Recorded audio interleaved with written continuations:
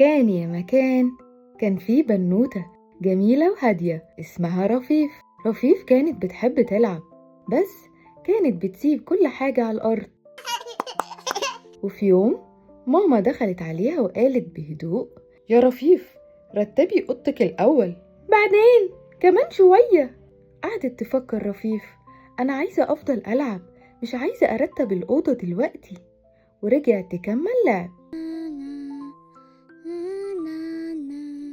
وفجأة رفيف شافت نور صغير في الحيطة. بعدين ظهر باب صغير سحري. اتفاجئت منه في الأول: ايه الباب الجميل ده؟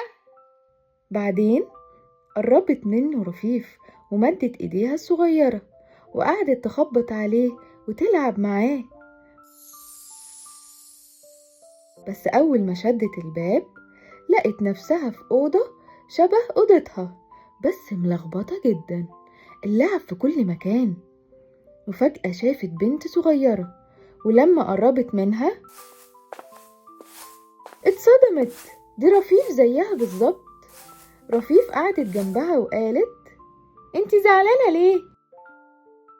علشان مش برتب اوضتي وكل حاجة بتضيع مني ومش بعرف ألعب كويس. رفيف سكتت شوية وبصت حواليها للأوضة الملخبطة وقالت لنفسها: أنا مش عايزة أبقى كده. وطلعت من الباب السحري. رجعت أوضتها، بدأت تجمع اللعب وحطت كل حاجة مكانها، المكعبات في الصندوق والدبدوب على الرف. وشوية شوية الأوضة بقت جميلة ونظيفة. رفيف قعدت تلعب وهي مبسوطة جدا. وبصت على الحيطة، الباب اختفى. بس رفيف اتعلمت إننا نرتب الأول وبعدين نلعب وننبسط. وأنا كمان عايزاكوا تعملوا زي رفيف وترتبوا أوضتكوا الأول. وتوتة توتة خلصت الحدوتة.